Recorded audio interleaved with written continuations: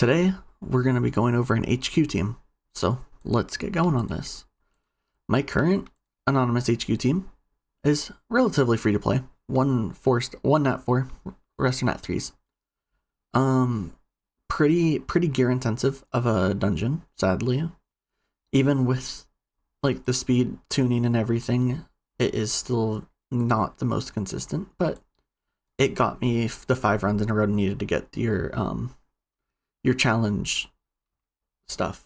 So yeah, without further ado, let's look into intelligence real quick. Just got turned on for the fire cult dancer for the water pumpkin freak. You just do it like this, so that way his mid ability is always up for the boss fight. Your Popo Rider, I have it like this. Dark Giant set up like this. And Water Engineer Robot just turned on. You just basically turn on the AI. That's the most important part. So without further ado, let's get into the run.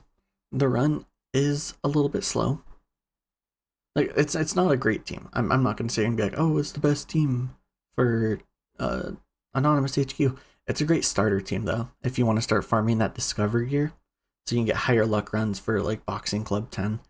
That's why I started it, is because hopefully I can get some decent gear. But it's a bit of a slow run. It works. I'd say it works like a good 80% of the time though. I've not had back-to-back fails with this team. Usually when I do a 5 run, there's either no fails or 1 fail. And I can't do more because I haven't had a speed team to get to do 10 or 20 runs. Alright, so how the turn order goes though, is you want your pumpkin or your water pumpkin guy to go first, because you need that ability block, or buff block I guess it is. If you have the buff block, you're set, but if you don't land that, there's a good chance you'll fail the run, because he'll start getting heal overtimes and speed up from your other team members. So you really want to make sure that lands.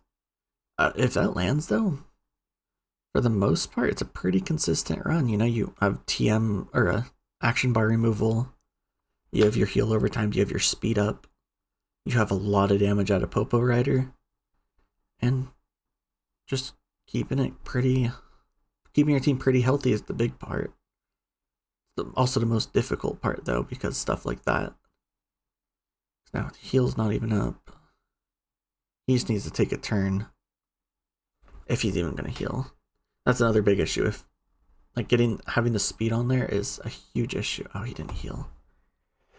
This might be one of those bad runs. Man, I don't want to record this again. Okay, maybe it's not, maybe not. We got double heal. Okay.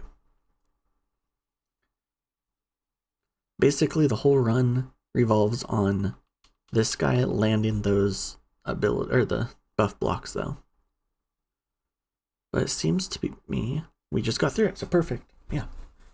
That is how the run works. Let me show you my gear now.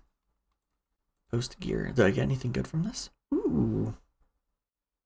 I mean, it's not great, but just having it is nice. It would kind of be cool if it had luck rate, but it's fine. Never gonna complain about yellow gear. Anyways, here are my gear sets. Main thing to keep an eye on is the fact that my fire cult, lots of HP, tried to go for 100% crit rate and some decent crit damage, and you need speed as well. If there's one thing you're not going to put, it's going to be crit rate and crit damage. Mostly you just need the speed and HP, because your heal and your damage is based off, wait, hold on. Oh yeah, this one's damage is based off your HP, so that's a lot of the damage in the fight. So Pumpkin Freak, as much accuracy as possible, has to be the fastest on your team, and everything else after that, you just kind of need to go survivability. Next up, Popo Rider, 100% crit rate. That is the necessity in this. You need some decent accuracy, so your action bar decrease and speed down lands, and then it's just a matter of some bulk, a little bit of crit damage. I don't have the gear to where I can put crit damage on that and still have decent HP, so yeah, that's this. Dark Giant, a lot of HP, just because that's what his heal is based off as his HP, so the more HP he has, the more of the health bar he's just going to heal. Lots of speed, but he's not the fastest. He has a low base HP, so, or a speed. And then I have my slowest as engineer robot, because I put, he has decent resistance in just the background, decent bit of HP, a little bit of speed, but not faster than anyone else. And yeah, just make sure that one of your tankier guys is the slowest, because he will probably try to stun. And yeah, that is your team. So if you found this guide useful, leave a like, subscribe, drop a comment, and yeah. So thank you guys. See you later.